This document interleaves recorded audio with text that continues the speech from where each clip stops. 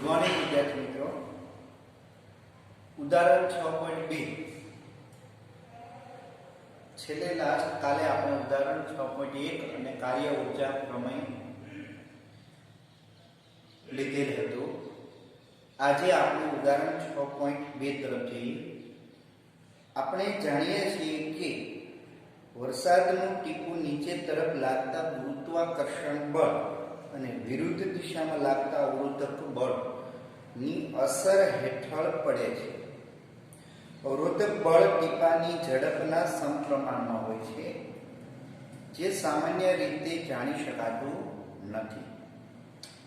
ધારો કે 1 ગ્રામ દળનું એક ટીપું 1 કિલોમીટર ઊંચાઈથી પડે છે. ટીપાનું દળ અહીંયા એક્ઝામ્પલ 6.2 ટીપાનું દળ આપણે આપેલું છે 1 ગ્રામ એટલે 10⁻³ કિલોગ્રામ. ઊંચાઈ 100 કિલોમીટર 1 કિલોમીટર એટલે 10⁻³ મીટર. કે જમીન પર 50 મીટર પર સેકન્ડની ઝડપથી સ્પર્શે છે. તેની પ્રારંભિક ઝડપ મુક્ત પતન થાય ત્યારે 0 હોય. અંતિમ ઝડપ 50 મીટર પર સેકન્ડ. એ ગુરુત્વાકર્ષણ બળ વડે કેટલું કાર્ય થયું હશે?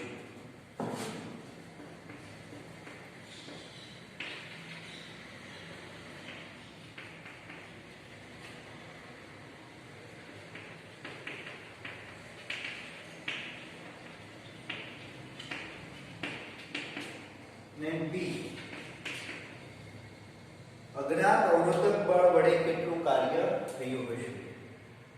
અવરોધક બળ વડે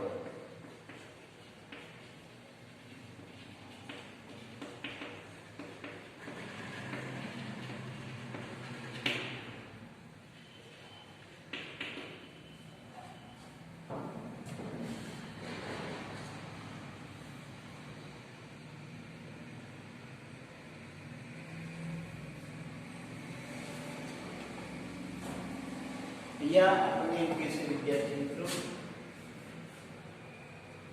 1 કિલોમીટર ઊંચાઈ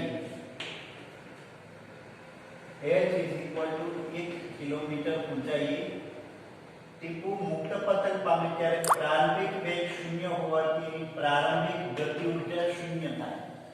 પ્રારંભિક ગતિ ઊર્જા કેટલી થશે? 0.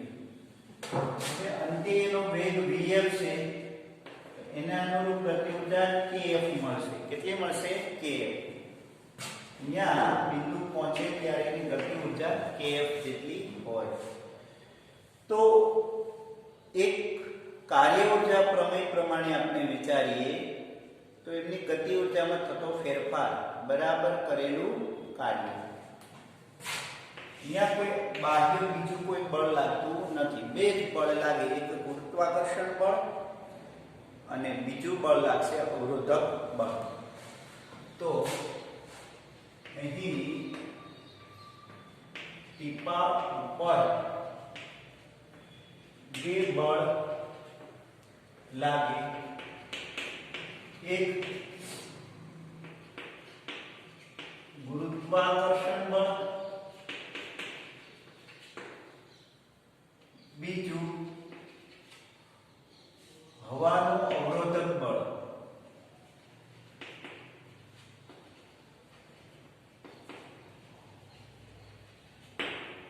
હવાનું અવરોધક બળ. તો પહેલું આપણે કાર્ય ઊર્જા પ્રમેય પ્રમાણે જો લઈએ તો ગતિ ઊર્જાનો ફેરફાર બરાબર આ બે બળ વડે થતા કાર્ય જેટલો હોય. એટલે એક ગુરુત્વાકર્ષણ બળ વડે થતું કાર્ય, એક અવરોધક બળ વડે થતું કાર્ય. આ બે ઊર્જામાં ખર્ચાય છે આપેલી ઊર્જા. ક્લિયર? હવે આપણે ગતિ ઊર્જાનો ફેરફાર પહેલા મેળવી લઈએ. તો ગતિ ઊર્જાનો ફેરફાર કેટલો થાય? તો કે પ્રારંભમાં એની ગતિ ઊર્જા 0 હતી, અંતિમ તેની ગતિ ઊર્જા પ્રાપ્ત થઈ. તો એક અંતિમ ગતિ ઊર્જા આપણને મળશે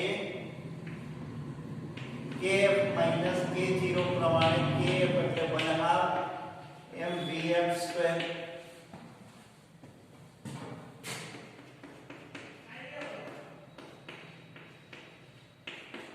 vf એટલે વેગ 50 મીટર પર સેકન્ડ એનો વર્ગ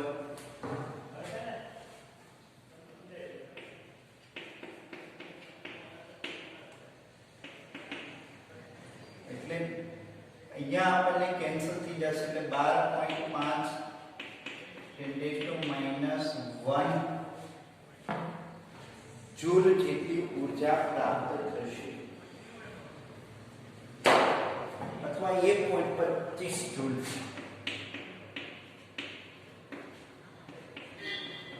ગતિ ઊર્જા મળી. તો પહેલું એક આ ગતિ ઊર્જા ક્યાંથી મળી તો કે h જેટલી ઊંચાઈએ બિંદુ હતું ત્યારે એની પાસે કંઈક સ્થિતિ ઊર્જા હતી. એ સ્થિતિ ઊર્જાને આપણે ગુરુત્વીય સ્થિતિ ઊર્જા કહીએ અથવા ગુરુત્વાકર્ષણ બળ વડે થતું કાર્ય કેટલું તો ટીપા પર લાગતું ગુરુત્વાકર્ષણ બળ કેટલું કે mg જેટલું બળ લાગે. આ mg ની બળની અસર નીચે કેટલું સ્થાનાંતર થાય છે તો કે 1 કિલોમીટર જેટલું. એટલે wg mg ગુણ્યા h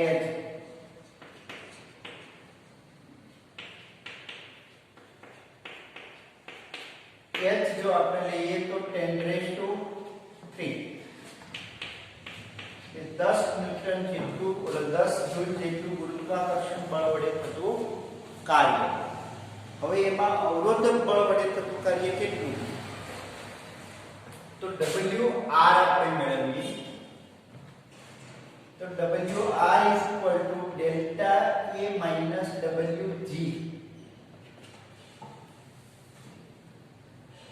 તો એ આપણને મળશે 1.25 માઈનસ 10 ઇઝ ઇક્વલ ટુ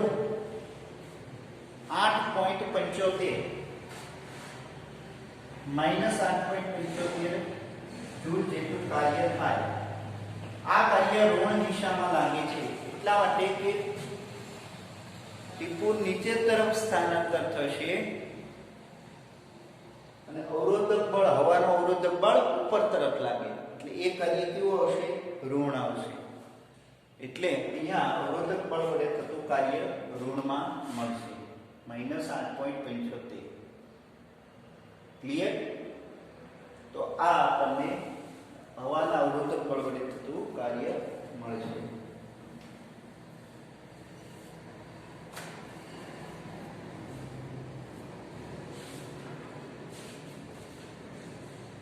ત્યારબાદ ઉદાહરણ 6.3 ઉદાહરણ 6.3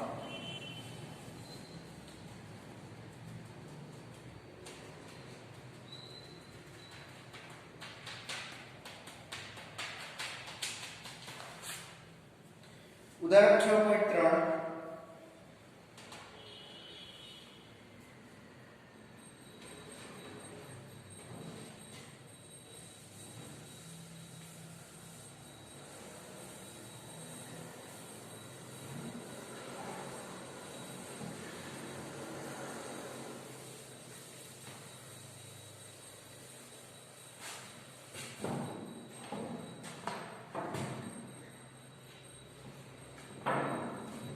એક સાયકલ સવા 10 મીટર અંતર ઘસડાઈને સ્થિર થાય છે.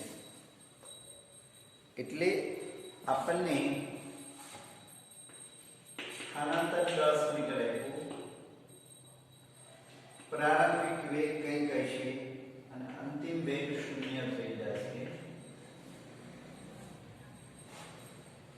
ને બળ લાગે છે 200 ન્યૂટન ફ્રિક્શન ફોર્સ. ગતિની વિરુદ્ધ દિશામાં લાગે તો એક એ રસ્તા વડે સાયકલ પર કેટલું કાર્ય થયું હશે. બી સાયકલ વડે રસ્તા પર કેટલું કાર્ય થયું હશે.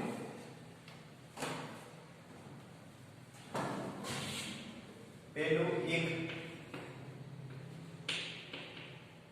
રસ્તા વડે સાયકલ પર F बराबर 200 ન્યૂટન બળ ઘર્ષણ બળ લાગે ત્યારે કાર્ય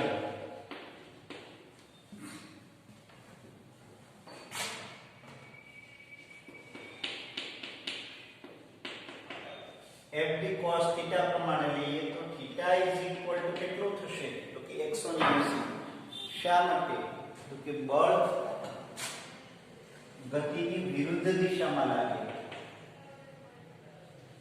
સ્થાનાંતર અને બળ વચ્ચેનો કોણ 180 થાય, માઈનસ f સોરી 180 તો w minus f minus f એટલે 200 ન્યૂટન ગુણ્યા 10 સેન્ટીમીટર સોરી મીટર. આટલું કાર્ય રસ્તા વડે સાયકલ પર થાય, કેમ કે રસ્તો સાયકલને ગતિની વિરુદ્ધ દિશામાં બળ લગાડે એટલે ઋણ. ગતિની વિરુદ્ધ દિશામાં બળ લગાડે એટલે ઋણ.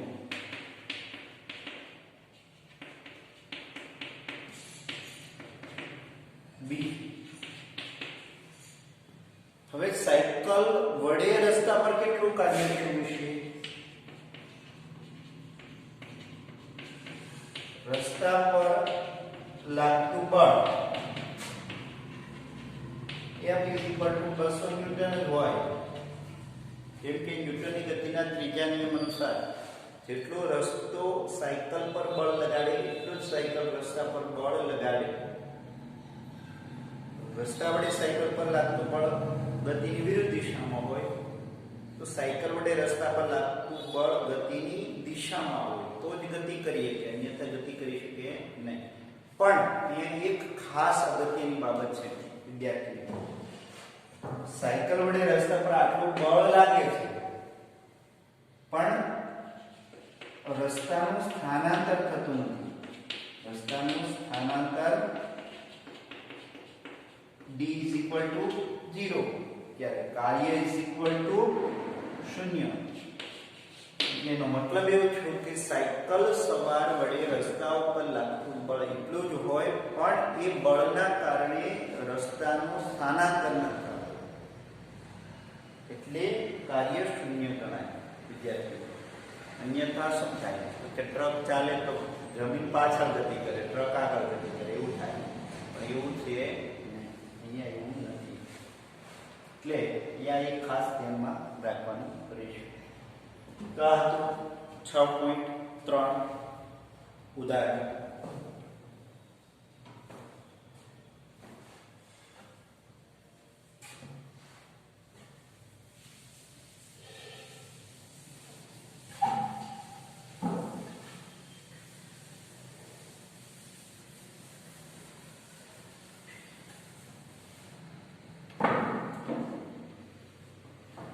ત્યારબાદ વિદ્યાર્થી મિત્રો ગતિ ઉર્જા.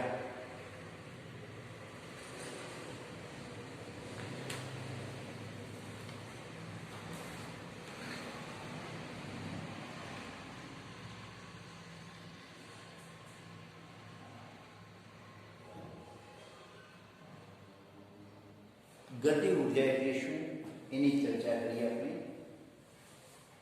નેક્સ્ટ ટોપિક આપણો હશે ગતિ ઉર્જા.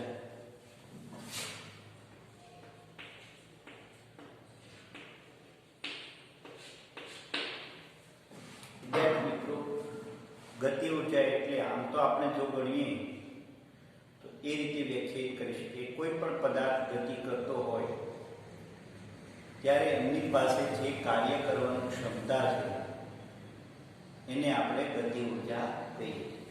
દાખલા તરીકે કોઈ વહેતું પાણી હોય અને એમાં આપણે ટર્બાઇન રાખીએ તો આ ટર્બાઇન ફરશે અને આપણને વિદ્યુત ઉર્જા મળશે. બીજું ઉદાહરણ આપું તો એ આપી શકાય કે પવનની ગતિના કારણે જે કંઈ પવન ચક્કી ફરે છે અને એના કારણે આપણને જે કંઈ ઉર્જા પ્રાપ્ત થાય છે એને આપણે ગતિ ઉર્જા જ કહીએ. કેમ કે જેટલી વિદ્યુત ઉર્જા પ્રાપ્ત થાય, જો આપણે આદર્શ પરિસ્થિતિ વિચારીએ તો પાંખિયા વડે પવન જેટલો રોકાણો, એની ગતિ ઉર્જા જેટલી રોકાણી એટલી ઉર્જાનું એમાં રૂપાંતર છે. તો આમ કહી શકાય વ્યાખ્યા પ્રમાણે આપણે કે જ્યારે પદાર્થ પાસે તેમની ગતિના કારણે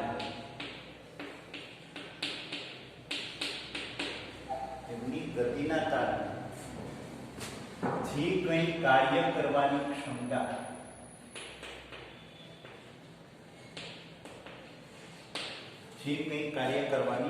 ક્ષમતા ધરાવે તેને તે પદાર્થની ગતિ ઉર્જા કહે છે.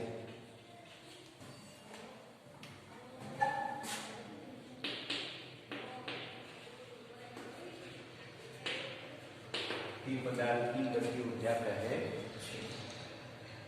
બીજી વ્યાખ્યા આવી રીતે આપી શકાય, એનું ગાણિતિક સમીકરણ, એની વ્યાખ્યા કરતા એનું ગાણિતિક સમીકરણ આપેલું છે કે પદાર્થની ગતિ ઉર્જા એને કે વડે દર્શાવીએ, kinetic energy. K is equal to 1/2 mv². v ત્યાં વેગનો વર્ગ, દળ, અને 1/2 સ્વરૂપે આપણે એને આપી શકીએ. ગતિ ઉર્જા અદિશ રાશિ છે.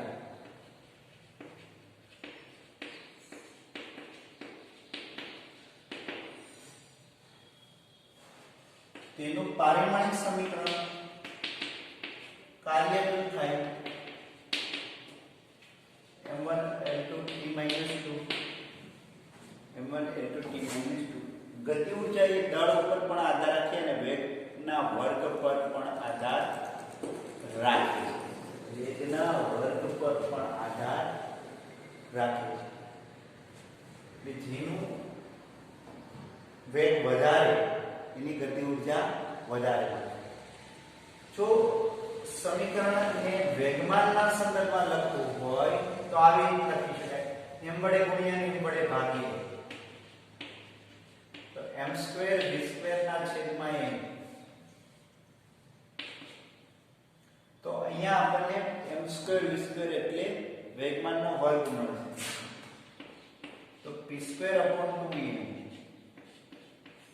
તો ગતિ ઉર્જા એ વેગમાનના વર્ગના સમપ્રમાણમાં, જેનું વેગમાન વધારે એની ગતિ ઉર્જા વધારે થશે. આગળ ઉપર વિદ્યાર્થી મિત્રો એક કોષ્ટક આપેલું છે પેજ નંબર 118 પર. એ કોષ્ટકમાં વસ્તુ આપેલી છે, દળ આપેલું, ઝડપ આપેલું છે અને ગતિ ઉર્જા એની ગણતરી કરેલી છે. જો એક કાર હોય એનું દળ 2000 કિલોગ્રામ હોય, એની ઝડપ જો ખાલી 25 મીટર પર સેકન્ડ હોય તો એની ગતિ ઉર્જા 6.3 10⁵ કિલો જૂલ જેટલી હોય. દોડવીર 70 કિલોગ્રામ જેટલું દળ હોય અને 10 મીટર પર સેકન્ડની ઝડપથી ફરતો હોય તો 3.5 10⁵ કિલો જૂલ જેટલી હોય. એવી રીતે બધાની આપેલી છે. હવે ગોળી લઈએ, બંદૂકની ગોળી, તો એનું દળ બહુ ઓછું હોય છે, 5 × 10⁻2 એટલે 50 ગ્રામ જેટલું હોય. ઝડપ 200 મીટર પર છે તો એના કારણે એની ગતિ ઉર્જા 10⁵ કિલો જૂલ થઈ જાય. તો આવી રીતે દળ અને વેગ પર આધાર રાખે છે ગતિ ઉર્જા. અને વિદ્યાર્થી મિત્રો, તમને ખ્યાલ છે કે ગતિ ઉર્જાનો ઉપયોગ ઘણા બધા વહાણમાં થાય છે. વહાણમાં ષઢ હોય છે. ષઢ એટલે એક પ્રકારનું અમુક ઊંચાઈનું અને અમુક પહોળાઈનું એક કપડું, એ બોટ પર લગાવવામાં આવે છે. એટલે કપડામાં હવા ભરાઈ જાય એટલે બોટને આગળ ધકેલે. એટલે શડ એટલા માટે રાખવામાં આવે છે કે એમાં હવા ભરાય એટલે કે હવા દ્વારા ગતિ ઉર્જાનું પાછું ગતિ ઉર્જામાં યાંત્રિક ઉર્જામાં આમ ગણીએ તો યાંત્રિક ઉર્જામાં કાર્ય થાય છે. યાંત્રિક ઉર્જા એટલે કે બોટને ચલાવવી.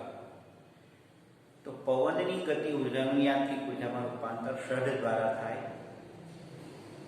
બીજું તમે પવન ચક્કીનું ઉદાહરણ આપ્યું, એ પણ એવું જ છે કે ગતિ ઉર્જાનું એમાં રૂપાંતર થાય છે. તો આ રીતે આપણે ગતિ ઉર્જા આપી શકીએ. ગતિ ઉર્જાનું એકમ છે જૂલ અથવા ન્યૂટન ઇન્ટુ મીટર. તો આ સમીકરણ તમારે ધ્યાનમાં રાખવાના રહેશે. ત્યારબાદ ઉદાહરણમાં આપણે જોઈએ તો નેક્સ્ટ ઉદાહરણ છે એમાં 6.4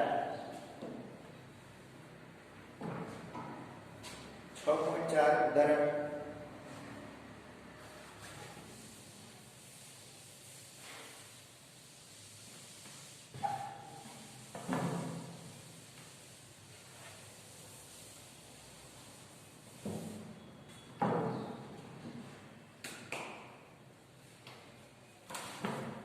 ઉદાહરણ 6.4 એ કંઈક આ રીતે છે. લશ્કરી કવાયતમાં પોલીસ અધિકારી 50 ગ્રામ દળની બુલેટ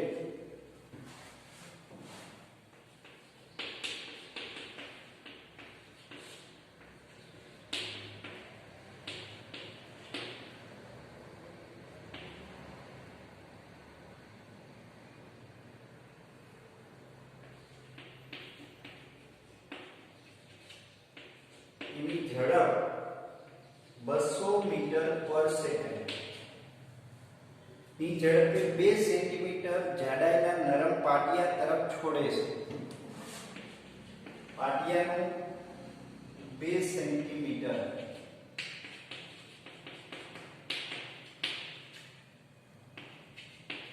જાડાઈનું પાટિયું 2 સેન્ટીમીટર જાડાઈનું પાટિયું. બુલેટને તેની પ્રારંભિક ગતિ ઉર્જાની 10% ઉર્જા સાથે તેમાંથી બહાર નીકળે છે. પ્રારંભિક ગતિ ઉર્જાની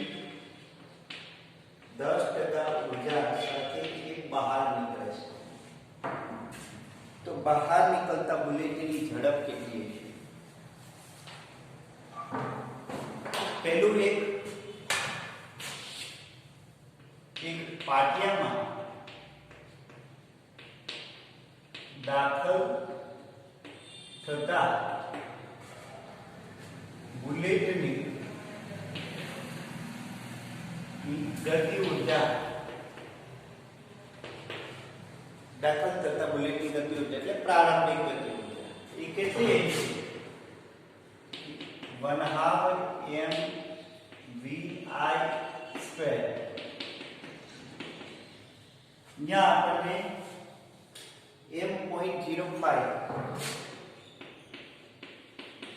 vi² એટલે વેગ 200 એટલે 4×10⁴. અહીંયા આપણને 2 મળશે. ક્લિયર? અને અહીંયા 2 માઈનસ છે એટલે અહીંયા 4 પ્લસ છે, 2 માઈનસ છે એટલે 2 5 × 10 એટલે 10³ જૂલ જેટલી આપણને પ્રારંભિક ગતિ ઉર્જા મળશે. 10³ જેટલી પ્રારંભિક ગતિ ઉર્જા મળશે.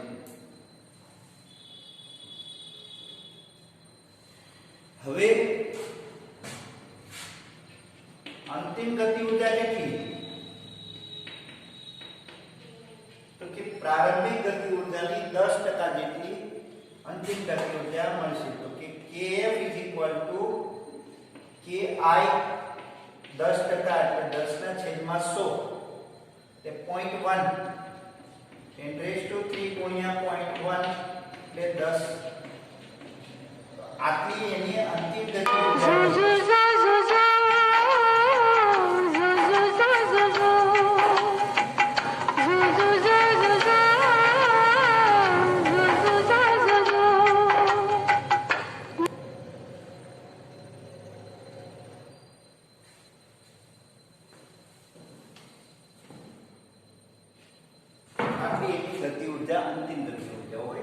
પાત્રમાંથી બહાર નીકળે ત્યારે.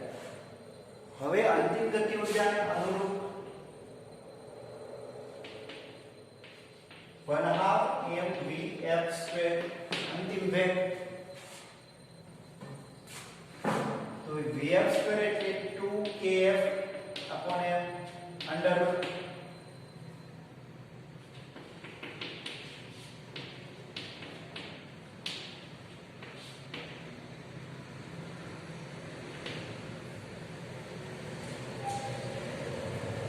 અહીંયા -2 ઉપર જાય છે +2 થઈ જાય છે 10⁴ થઈ જશે.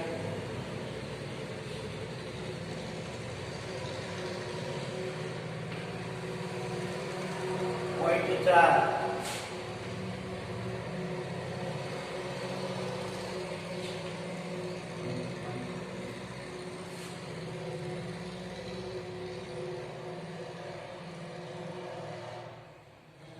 હવે એક પોઈન્ટ ખસી એટલે 3 10⁵ અને 2 પોઈન્ટ ખસી એટલે 40 × 10⁵ હવે અહીંયા આપણે જોઈએ તો એનું વર્ગમૂળ કાઢીએ તો એ થશે આપણે 63.2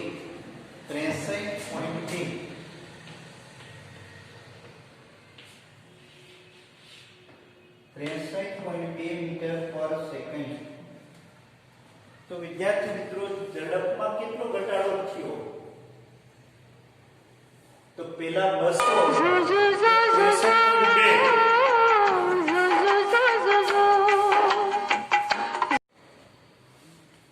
તો અહીંયા 63.2 મીટર/સેકન્ડ.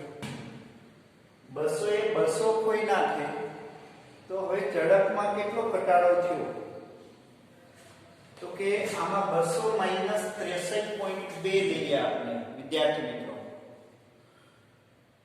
તો એનો મતલબ એવો થયો કે 66.8 જેટલી ઘટી.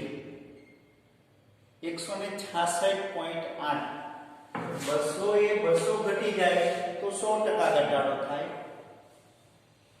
તો 166.8 કેટલો ઘટાડો થશે? તો એનો મતલબ એવો થયો કે ગતિ ઊર્જામાં 68% જેટલો ઘટાડો થયેલો હોય. સોરી, વેગમાં 68% જેટલો ઘટાડો થાય ત્યારે ગતિ ઊર્જામાં 10%નો ઘટાડો થશે. તો અહીં વેગમાં 68%નો ઘટાડો થશે. સોરી, 68% ગતિ ઊર્જા રહે. તો આવી રીતે આપણને ઉદાહરણ 6.4 જેટલું મળશે, જે સરળ છે. હવે ત્યારબાદ આપણે વિદ્યાર્થી મિત્રો આગળ અત્યાર સુધી આપણે કાર્યની ચર્ચા કરી એમાં એક આપણે એ શરત લાગુ પાડેલી હતી બંનેમાં, કાર્ય ઊર્જા પ્રમેયમાં અને કાર્યમાં, કે અચળ બળ વડે થતું કાર્ય. એ આપણે અત્યાર સુધીની ચર્ચામાં લીધું. પણ વિદ્યાર્થી મિત્રો હવે પદાર્થ પર બળ અચળ ન હોય, એટલે કે સમય સાથે પણ બદલાતું હોય. ક્યારેક ક્યારેક બળનું મૂલ્ય વધી જાય, ક્યારેક ક્યારેક બળનું મૂલ્ય ઘટી જાય. તો બળ સમય સાથે બદલાતું હોય અથવા પ્રત્યેક બિંદુ સાથે બળ બદલાતું હોય, પદાર્થ પર લાગતું બળ બદલાતું હોય ત્યારે એને ચલિત બળ કહેવાય. ત્યારે થતું કાર્ય કઈ રીતે કેલ્ક્યુલેટ કરી શકીએ? તો કે સમગ્ર માર્ગ દરમિયાન બળ સતત બદલાતું હોય તો વાત એવી થઈ કે કોઈ ગતિમાન પદાર્થ હોય, એ પદાર્થની ઝડપ સતત બદલાય. એટલે આપણે એની ઝડપ સરેરાશ ઝડપ લઈએ છીએ. કઈ ઝડપ લઈએ છીએ? સરેરાશ ઝડપ. તો સેમ એવી જ રીતે જો બળ બદલાતું હોય પણ એ સૂક્ષ્મ સ્થાનાંતર માટે તો અચળ જ હોય છે. કેવું હોય છે? અચળ જ હોય છે. તો આ સૂક્ષ્મ સ્થાનાંતર માટે અચળ બળ હોય તો એને અનુલક્ષીને આપણે સંકલન પદ્ધતિથી કુલ કાર્ય મેળવવું પડે, જે આપણે જોઈએ કઈ રીતે મેળવી શકાય. તો નેક્સ્ટ થિયરી આપણે એ છે કે અચળ બળ વડે થતું કાર્ય કઈ રીતે, ચળ બળ વડે.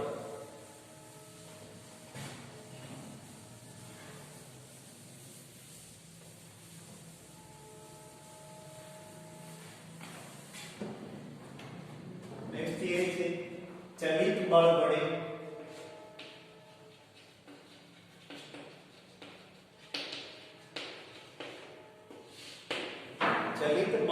થતું કાર્ય. હવે ધારો કે વિદ્યાર્થી મિત્રો થોડો મોટા કિસ્સામાં આપણે વિચારીએ કે ધારો કે અહીંયા એક પદાર્થ છે, એમ દળનો પદાર્થ d1 જેટલું સ્થાનાંતર દરમિયાન ધારો કે F1 જેટલું બળ લાગે, અહીંથી d2 જેટલું સ્થાનાંતર દરમિયાન એના ઉપર લાગતું બળ F2 છે. તો આવી રીતે એક્સેટ્રા અલગ અલગ સ્થાનાંતર દરમિયાન લાગતું બળ અલગ અલગ હોય ત્યારે આપણે કાર્ય ગણતરી કરવી હોય તો શું કરીએ છીએ? તો કે તો સરળ છે. જો આમ ગણી શકાય એવા સ્થાનાંતર હોય તો આપણને સરળ પડે. તો અહીં d1 સ્થાનાંતર દરમિયાન F1 બળ જો એટલા સ્થાનાંતર દરમિયાન અચળ લાગતું હોય તો આવી રીતે W1 બરાબર F1 d1, ત્યારબાદ W2 બરાબર F2 d2 અને Wn બરાબર Fn dn. તો પ્રત્યેક સ્થાનાંતર દરમિયાન પ્રત્યેક બળ દરમિયાન લાગતું કાર્ય થતું કાર્ય અને કુલ કાર્ય આપણે આ રીતે આપીએ W1 W2 W3 etc Wn, અને એને આપણે આવી રીતે આપીએ સમેશન I = 1 થી n F1 થી d1. ક્લિયર? અને જો થીટા કોણે લાગતું હોય તો cos થીટા. ક્લિયર? પણ બળ આટલા સ્થાનાંતર દરમિયાન અચળ ન લાગતું હોય તો આપણે સ્થાનાંતર હજુ સૂક્ષ્મ લેવું પડે. બરાબર? જો આ બળ સૂક્ષ્મ સ્થાનાંતર માટે લાગતું હોય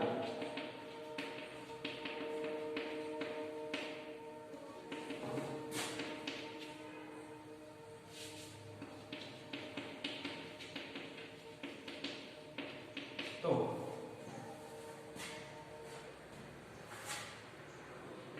તેના વડે કાર્ય આપણે આ રીતે આપી શકીએ W = F * dx. dx એટલે અતિ સૂક્ષ્મ સ્થાનાંતર. અતિ સૂક્ષ્મ સ્થાનાંતર માટે બળનું મૂલ્ય બદલાતું નથી. ભલે અહીંયાથી અહીંયા સુધી બળનું મૂલ્ય બદલાય પણ સૂક્ષ્મ સ્થાનાંતર માટે બળનું મૂલ્ય બદલાતું નથી. ત્યારે આપણે કાર્ય લેવું હોય તો સૂક્ષ્મ કાર્ય મળે dW = F * dx, જે બદલાતું નથી.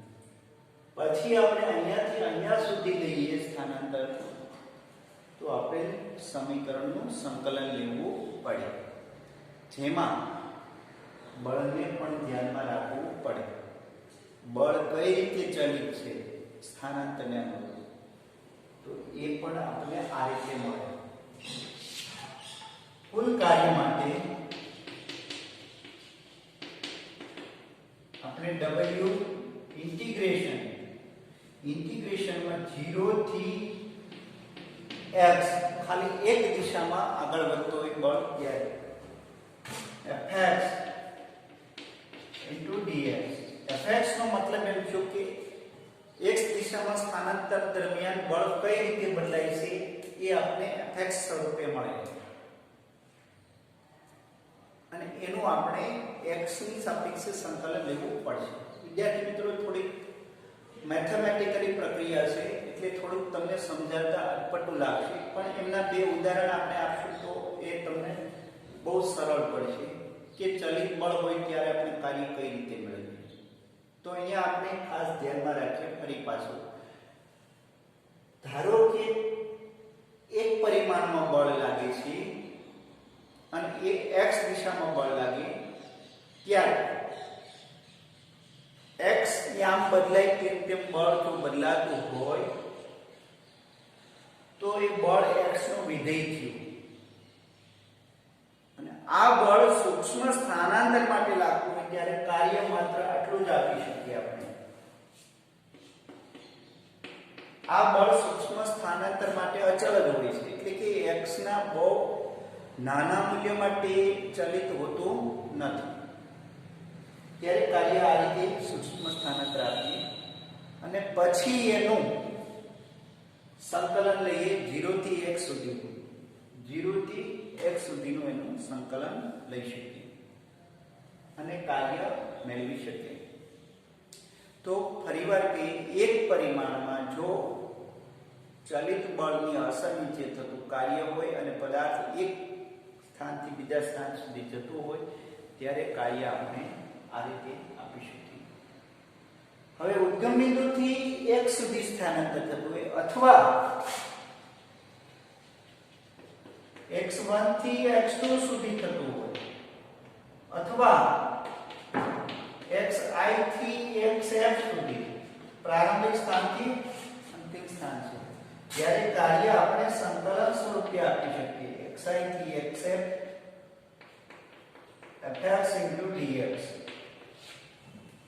આ ઉદાહરણ સાથે તમને કાલે હું સમજાવીશ કે ચલિત બળ હોય ત્યારે કાર્ય કઈ રીતે મેળવવું. કાલે ઉદાહરણમાં આપણે સમજીશું.